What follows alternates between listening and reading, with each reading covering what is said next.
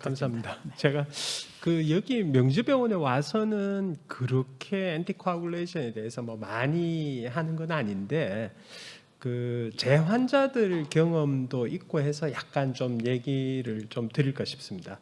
예전에 이 강의를 2017년도에 저희 계량 및 호흡기 학회에서 한번 한 적이 있는데 거기에서 약간 조금 진행해서 업데이트되는 내용을 조금만 얘기를 좀 드리겠습니다. 케이스 증례를 몇 개 해서 좀 보여드리겠는데 68세 여자가 재발성 정맥혈전증으로 warfarin으로 이제 치료를 받고 있습니다. 뒤에는 이제 도학 내용이 나오는데 최근에 정맥혈전은 한 1년 전에 발생을 해서 이게 1년 이후에 발생을 하면 로우 리스크 그룹에 이제 들어가게 됩니다. 그래서 치과 의사가 이제 국소 마취 후 발치 2개를 하겠다. 요거는 미니멈 또는 마이너 프로시저에 속하기 때문에 요 부분 그러니까 리스크도 좀 적고 그 다음에 브리딩 리스크도 적고 리커 리스크도 적은 아주 미니멀한 경우에는 어떻게 항우고제 조절을 할 거냐 이제 교과서적인 대답을 이제 얘기를 하고 이제 환자는 이렇게 출혈에 이제 근심이 좀 있는 것으로 얘기를 하고 있습니다. 그래서 이제 이럴 때 어떤 조치를 해야 되냐? warfarin을 중단하지 않고 계속 사용하는 거. warfarin 한 3일 전부터 중단을 하겠다. 또 warfarin 한 5일 전부터 중단하고 PT를 한번 측정해서 지수를 하겠다. warfarin을 7일 전부터 중단하고 3일 전부터 로몰레큘러 웨이드 헤파린을 사용해서 뭐 시술 당일 로몰레큘러 헤파린을 중단한다.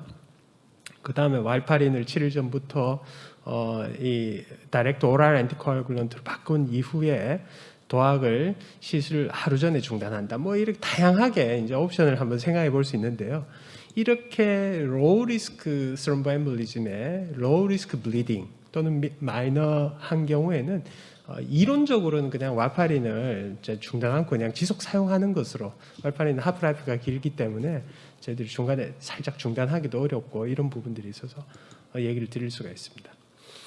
로우 리스크 브리딩 이제 블리딩 같은 경우에는 이제 덴탈 경우에는 한 2개 정도까지는 투스 익스트랙션 같은 경우 그다음에 루트 캐널을 하는 경우는 로우 리스크에 들어가게 되겠고 더마톨로지 중에서도 마이너 스킨 프로시저를 한다든지 뭐 GI 쪽에서 뭐 바이옵시 안 하고 엔도스코피를 한다든지 FNA 안 하는 EUS 이런 것들은 이제 로우 리스크 브리딩에 들어가게 되었습니다.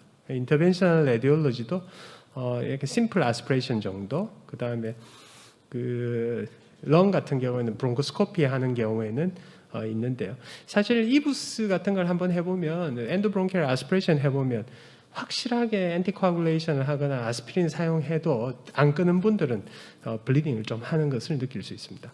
하이리스크 블리딩 같은 경우에는 뭐 당연히 익시전을 많이 하는 경우 폴리펙토미가 한 1cm 이상 되는 폴리펙토미 그 다음에 이제 리버나 블리딩 블러드가 많은 장기 어떤 프로시저를 하는 경우 그 다음에 뭐 체스트 튜브를 한다든지 바이옵시를 한다든지 이렇게 해서 저희들이 이제 2가지를 생각을 해야 되는데 하나는 이제 블리딩 리스크 하나 그 다음에 트롬보시스 리스크 2가지를 같이 고려를 해가지고 얼마만한 약을 언제 끊을 건지 언제 재사용할 건지에 대한 레셔널레를 세워야 할 것 같습니다. 일반적으로 이제 이 두케티스라는 요 분이 이제 ACCP 체스 가이드라인도 했고 그 다음에 이제 뒤에 나오는 브리지 트라이얼도 이분이 이제 PI로 하셨고 또 최근에 2018년도에 마지막에 이분이 적은 이제 리뷰 아티클을 보면 대부분 이제 브리징 안티코아굴레이션에 대해서는 요분 견해를 많이 따라가는 것 같습니다. 그래서 인터럽션이 뭐 필요하지 않다면 뭐 그냥 계속 하는 거죠. 이렇게 덴탈 익스트랙션이 여기 포함되어 있습니다. 그래서 엔티코아굴레이션을 중단할 필요가 없다. 블리딩 리스크가 낮다. 이렇게 된다면 이렇게 이제 생각을 해볼 수 있겠습니다. 물론 이제 과거의 체스트긴 하지만 이 마이너 덴탈 서저리 같은 경우에는 그냥 바이타민 K 안타고니스트를 그냥 사용하는 쪽으로 얘기를 하고 있습니다. 같은 얘기가 되겠습니다.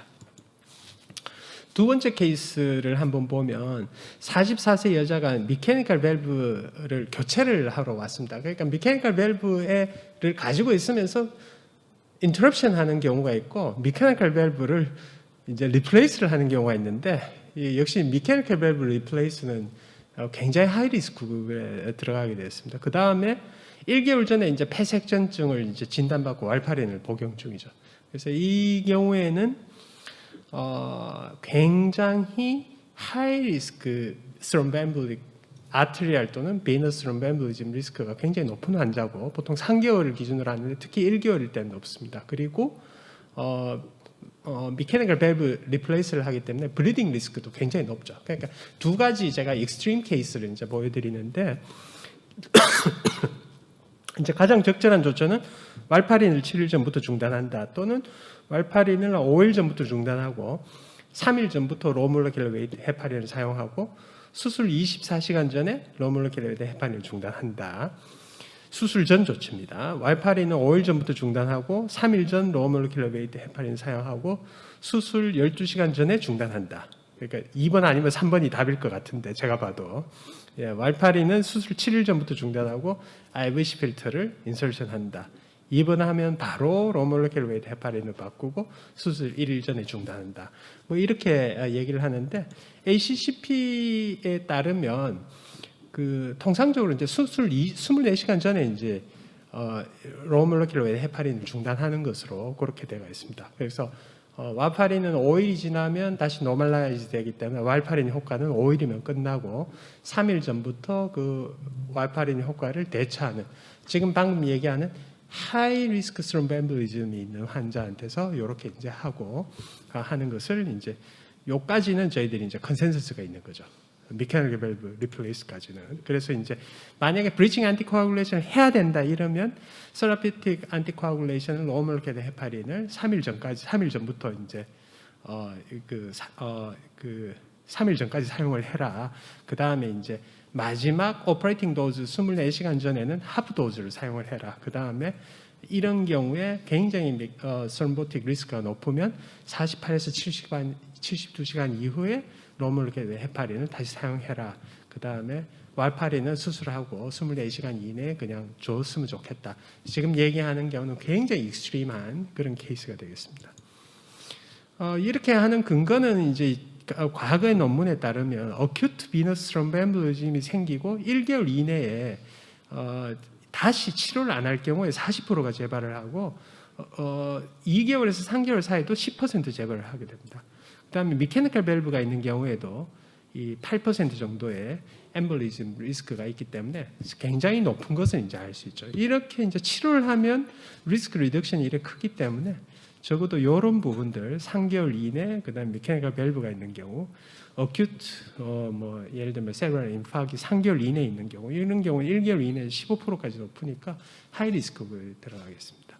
그래서 이런 부분들은 우리가 굉장히 많이 엔티코아굴레이션의 이점을 충분히 얻을 수 있는 것이 되겠습니다. 그래서 이제 방금 얘기했는 이런 부분들을 이제 리스크 스트래티피케이션을 하면 이 비너스 트롬보엠볼리즘의 하이 리스크는 VT가 3개월 이내에 특히 1개월 이내에 더 높을 거고 그 다음에 체드 스코어는 5점에서 6점인지 체드 베스트 스코어는 7점 이상으로 올라가게 됩니다. 그때 대부분의 연구가 체드 스코어로 되어 있기 때문에 체드 베스트 스코어가 아니고 해서 요거를 기준으로 제가 얘기를 드리도록 그렇게 하겠습니다. 그리고 이제 모더레이트 리스크는 이제 분류는 이렇게 했지만 이 부분에 대해서는 점점 에비던스가 쌓여서 점점 할 필요가 없을 거라고 이제 추정이 이제 되고 있습니다. 그건 뒤에서 얘기를 좀 드리겠습니다. 이건 뭐 좀 복잡한 얘기긴 한데 아까 전에 얘기하고 똑같습니다. 그 내용을 다시 한번 정리했는 건데 과거의 ACCP에서도 5일 전에 수술을 하기 한 5일 전에 이렇게 이제 중단을 하도록 해가지고 있고요. 그 다음에 이제 그 12시간에서 24시간 이후에 바이타민 K 안타고니스트를 다시 사용할 것으로 그렇게 얘기를 하고 있고, 그 다음에 로몰레큘러 헤파린이나 이런 부분들은 아주 하이 리스크 그룹에서는 브리칭이 아직도 할 수 있을 것으로 이제 기대가 됩니다만, 이제 대부분의 경우에 브리칭의 의미가 사라진 것에 대해서 얘기를 좀 드리겠습니다. 로몰레큘러 헤파린은 이렇게 이제 이 부분이 언제까지 사용해야 되고 언제 이후에 사용해야 되는데 이 부분에 대해서 다시 한번 정리를 뒤에서 해드리도록 하겠습니다. 이제 요게 이제 굉장히 유명한 이제 브리지 트라이얼인데요. 브리지 트라이얼이 이제 그 AFib 있는 환자한테서 오퍼레이션을 하거나 프로시저를 한 경우에 엔티코아굴레이션을 어떻게 할 건지에 대해서 이제 얘기를 했는데 이 부분이 사실 빠져는 거죠. 그래서 뭐 미케니컬 밸브가 있다든지 스트로크가 있다든지 시스테믹 엠볼리즘이 있다든지 TIA가 12주 이내에 있었다든지 메이저 블리딩이 6주 이내에 있었던 환자는 이제 익스클루전이 되죠. 그래서 요 부분을 제외하고 체드 스코어가 이렇게 이제 2점에서 3점 정도, 4점도 뭐 10% 정도 있었는데 대부분 1, 2, 3점의 대부분 이제 차지하는 환자들을 대상으로 했고요. 나이는 이제 71세고 주로 이제 콜로노스코피라든지 이런 프로시저 위주로 해서 서저리가 좀 상대적으로 좀 적었다는 그런 부분이 있었습니다. 이렇게 이제 트래디셔널하게 이제 왈파린을 사용을 하고 달테파린을 사용하는 그룹이 있고요. 왈파린은 그대로 사용하면서 달테파린을 사용하지 않은 컨트롤 그룹이 있었는데 이 달테파린 사용 시점은 24시간 이내에 사용을 해가지고 5일째까지 왈파린이 효과적일 때까지 계속 하게 되었습니다.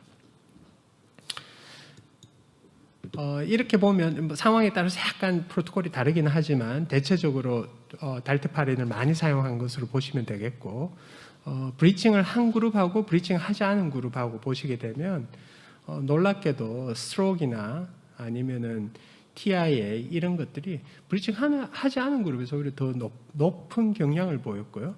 그 다음에 요 TIA는 2배 높았지만 마이카르딕 인파크는 브리징 하는 그룹에서 오히려 조금 더 높은 경향을 보였습니다. 놀랍게도 메이저 블리딩은 당연히 이렇게 이제 높았죠. 그래서 이런 결과를 볼 때 저희들이 이 브리징을 이런 그룹에서는 AFib이 있다고 하더라도 브리징을 하지 않아도 되지 않을까 하는 서제션을 하게 됐습니다. 그 뒤로 이제 스터디가 BMJ에 하나 더 퍼블리케이션 됐는데 약간 더 진일보했는 게 뭔가 하면 체드 스코어가 이제 4점인 경우 뭐 아까 전에 10% 정도 했는데 여기 보시면 조금 더 늘었는 게 보여지고요. 또 하나 중요한 거는 이제 미케니컬 밸브를 포함시켰습니다. 미케니컬 밸브를 리플레이스를 했는 게 아니고 밸브 있는 환자들한테서 얼마나 끊었을까 하는 것을 봤는데 요 밸브를 했는 환자가 포함되는 게 이제 154명, 151명이 되겠습니다. 미케니컬 밸브가 되겠습니다. 이 프로토콜은 브리지 트라이얼하고 똑같이 거의 같이 왈파린은 그냥 계속 죽어요. 그 다음에 달테파린을 이렇게 한 3일 정도 뭐 이렇게 1, 2, 3, 4 해가지고 한 4일간 이렇게 달테파린을 사용을 했었습니다. 결과는 AP 브리칭을 하건 브리칭을 하지 않건 이게 APB 있는 환자건 아니면 미케니컬 밸브건 메이저 트롬보엠볼리즘은 차이가 없었다는 거 하나 하고 메이저 블리딩은 차이가 없었지만 마이너 블리딩은 브리칭 했는 그룹에서 조금 더 높게 나와가지고 미케니컬 밸브를 했다고 해서 미케니컬 밸브를 리플레이스를 하지 않는 이런 프로시저까지도 브리칭은 이제 안 해도 되는 쪽으로 저희들이 해석을 할 수 있을 것 같습니다. 케이스 넘버 3를 보시게 되면 68세 여자 환자가 이제 정맥혈전증으로 에픽사반으로 이제 치료를 받고 있는데 마찬가지로 정맥혈전은 1년 전에 발생을 했고 치과 의사가 이제 국소마 치유 발치 2개 똑같은 경우입니다. 아주 마이너 리스크가 되겠는데요. 출혈 위험성과 항우제 조절에 대해서 의뢰를 했습니다.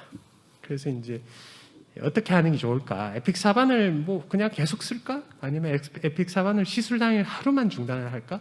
아니면 하루 전에 중단하고 시술 후 바로 사용을 할까? 아니면 이틀 전부터 중단하고 시술 후 하루 지나서 사용을 할까? 에픽사반을 하루 전에 중단하고 PT를 측정을 해서 다 떨어졌는 거 확인한 다음에 시술을 할까? 이렇게 이제 고민을 할 수가 있는데 에픽사반 같은 경우나 이런 도학이나 이런 것들은 마이너 프로시저고 마이너 리스크인 경우, 마이너 블리딩 리스크인 경우에는 시술 당일 하루만 중단한. 뭐 예를 들면 이런 겁니다. 아침에 그 전날 먹고 복용을 하고 그 다음날 아침에 복용을 해야 되는데 이빨 2개를 발치를 하고 그 다음 날부터 복용을 하면 이런 마이너 프로시저에서는 괜찮을 것으로 이제 예상을 하고 있는데요. 요게 이제 그 두케티스 등이 이제 이렇게 이제 리뷰한 아티클을 보시게 되면 여기 도학이 있습니다. 여기 보면 그 블리딩 리스크를 해서 미니멀이거나 로우인 경우, 아까 전에 이제 토탈 인터럽션 데이가 미니멈인 경우에 하루. 만약에 블리딩 리스크가 앞에 발치했는 분이 68세인데 그 전에도 멍도 잘 들고 식사도 잘 못하고 뭔가 좀 불안하다 이러면 사실은 시술 전날 하루하고 시술 당일 하루 이렇게 48시간 정도 제 개인적으로는 여기 이제 보기에는 안 냈습니다. 그걸 내면 좀 컨트로버시가 있을 것 같아가지고 보기는 안 냈는데 그 상황에 따라서 두 개를 이제 선택을 하셔도 될 것 같습니다. 그래서 이제 미니멀이라고 생각하고 브리딩 리스크가 미니멀하다 또는 로우라고 생각을 하시면 하루 또는 토탈 이틀 인터럽션을 하는데 그런 방법을 쓰고요. 하이인 경우에는 토탈 인터럽션을 4일로 하시면 될 것 같습니다. 이 부분에 대해 가지고는 브리딩 리스크는 키드니 펑션하고도 관련이 있기 때문에 뒤에서 조금 더 얘기를 드리도록 하겠습니다. 네 번째 케이스를 보시게 되면요. 똑같은 케이스입니다. 이 44세 여자 환자가 미케니컬 마이트럴 밸브 교체를 위해서 내원했습니다. 마찬가지로 이제 굉장히 하이 리스크 블리딩이고 그 다음에 1개월 전에 폐색전증이 있었으니까 이분이 하이 리스크 스롬보 엠볼리 컨디션이 되겠습니다. 둘 다 블리딩도 높고 하이 리스크 스롬보 엠볼리즘. 근데 크레아틴을 측정해 보니까 CCR이 이제 40 ml per minute 정도로 측정이 돼서 50 밑으로 이제 떨어져 있죠. 그러면 수술 전후에 이제 다비가트란을 계속 사용하려고 한다. 그러면 수술 전후에 어떻게 하면 좋을까? 뭐 이틀 전부터 중단하고 뭐 수술 하루 지나서 또 이틀 전에 중단하고 이틀 뭐 말장난처럼 보이지만 요 안에 그 메커니즘이 지금 레커멘데이션 하는 메커니즘을 다 포함을 했는데요. 답을 보시게 되면 크레아틴인 신기능이 떨어져 있기 때문에 다비가트란을 수술 4일 전부터 중단하고 수술 후 2일 지나서 총 인터럽션 데이를 다비가트란 경우에는 6일까지도 늘릴 수 있다. 그렇게 이제 좀 아시면 될 것 같습니다. 물론 이제 아까 전에 받는 도학인 경우에는 4일 정도가 저희들이 이제 펑션이 떨어져 있거나 블리딩 리스크가 높거나 하면 그렇게 이제 할 수도 있겠고요. 요걸 이제 그 하트의 그 리뷰 아티클을 보면 이렇게 요걸 약간 더 복잡하게 했는 것도 있는데 제가 생각할 때는 요게 괜찮아 보입니다. 그래서 리바록사반이든 에픽사반이든 에독사반이든 관계없이 브리딩 리스크가 적으면 하루 전에 중단하고 미니멈일 때는 당일만 중단하면 되고 하이인 경우에는 이틀 전부터 중단을 해라. 그렇게 얘기를 하고 또 하이인 경우에는 이틀 지나서 사용하면 돼서 토탈 인터럽션 데이는 이런 도학인 경우에는 4일이 되겠고요. 다비가트란인 경우에는 최대 하루부터 4일까지 크레아티닌 클리어런스에 따라서 인터럽션 하는 걸 좀 길게 가져가라. 이렇게 이제 얘기를 드릴 수 있겠습니다. 이 내용은 뭐 방금 전에 얘기했는 것을 다시 리플리케이션 했는데 뭐 크레아틴 클리어런스를 50을 기준으로 해서 우리가 이틀 인터럽션을 할 토탈 하이 리스크 블리딩인 경우하고 로우 리스크 블리딩 그다음에 크레아틴인은 50 기준으로 해가지고 하루를 할지 이틀을 정할지 이렇게 이제 얘기를 드릴 수가 있겠습니다. 그래서 이제 이런 알고리즘을 가지고 우리가 이제 다이렉트 오랄 엔티코아굴레이션을 이제 결정을 하는 게 뭐 비교적 무난하게 결정을 할 수 있겠습니다. 왜냐하면 에픽사반은 키드니로 배설되는 게 좀 적기 때문에 우리가 인터럽션을 좀 적게 해도 되겠다 싶긴 하지만 약간 통일되게 하는 게 좀 편하지 않을까 싶습니다. 임상적으로는. 또 하나 이제 고려해야 될 부분은 이제 블리딩 리스크인데 이제 블리딩 리스크가 아까 전에 보면 CCR 크레아틴 클리어런스뿐만이 아니고 예를 들면 환자가 가지고 있는 블리딩 리스크가 있고 그 다음에 프로시저 자체의 리스크가 있는데 아까 전에 제가 프로시저 자체의 리스크는 한번 보여드렸는데 환자의 스페시픽 리스크 팩터 그 전부터 뭐 코피가 자주 나더라 아니면 스롬보사이토피니아가 있거나 아스피린을 먹었거나 뭐 특별한 건 안 했는데 INR이 높다라든지 이런 경우에는 저희가 아무래도 좀 브리딩 리스크를 높게 봐줘야 되는 게 아닌가. 요즘은 너무 고령층이 좀 많기 때문에 이런 부분들을 좀 봐야 되겠고 그 다음에 has bleed 스코어를 해서 이게 3개 이상이면 이 문제가 있는 것으로 보고 저희들이 하이리스크 그룹에 들어가야 될 것으로 생각이 됩니다. 뭐 고혈압 거의 다 가지고 계시고요. 그 다음에 그 키드니 펑션 떨어져 있거나 리버 펑션 떨어져 있거나 스트로크 있다든지 뭐 올드 에이지 이런 것들이 있으니까 특히 이제 어르신들 보면 고혈압에 나이 그 다음에 이제 엔티플레트렛 메디케이션을 많이 하고 있기 때문에 브리딩 리스크가 상당히 높은 분들이 많을 것으로 생각이 됩니다. 이런 것들을 고려해서 브리딩과 스롬벤블릭 리스크를 고려를 해서 해야 되는데 그럼 하이 블리딩 리스크 프로시저라든지 아니면 하이 리스크 블리딩의 에비던스를 가지고 있는 이런 분에게 경우에는 이틀 전부터 약을 중단하고 또 이틀 수술하고 나서 이틀까지 도학을 중단하는 것일 때가 있고 로우 리스크 블리딩의 경우에는 만 48시간 중단한 것으로 얘기를 하고 있습니다. 이렇게 이제 심한 포스트 블리딩이 이제 좀 의심되는 이런 환자들은 예를 들면 미케니컬 밸브를 그러니까 이 메이저 서저리를 하지만 블리딩 리스크가 적은 환자들은 뭐 예를 들면 안티코아굴레이션 브리칭을 안 해도 되지만 모더레이트 리스크라든지 이런 경우는 과거의 체스에는 케이스 바이 케이스로 하라고 얘기를 했었습니다. 뒤에서 이제 아까 전에 보셨지만 이런 케이스 바이 케이스에서 점점 저희들이 미케니컬 밸브 리플레이스를 한다든지 아니면 진짜 리센트 스트로크가 있다든지 이런 하이 리스크 그룹이 아닌 경우에는 점점 브리칭의 에비던스는 적어지는 것 같습니다. 그래서 그 도학인 경우에는 근본적으로 브리칭이라는 단어를 사용하지 않는다. 끊었다가 그냥 재투여하면 되기 때문에 그런 개념만 그냥 아시면 브리딩 리스크에 따라 가지고만 결정을 해주시면 될 것 같습니다.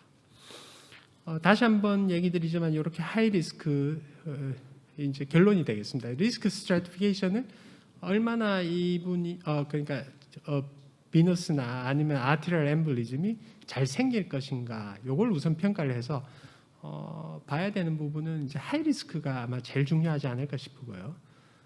특히 이제 체드 스코어라든지 아니면 리센트 스트로크나 TIA, 리센트 VT 이런 경우에는 좀 많은 주의가 필요할 것으로 생각이 됩니다. 그런데 실제 이런 환자가 그렇게 많지는 않고요.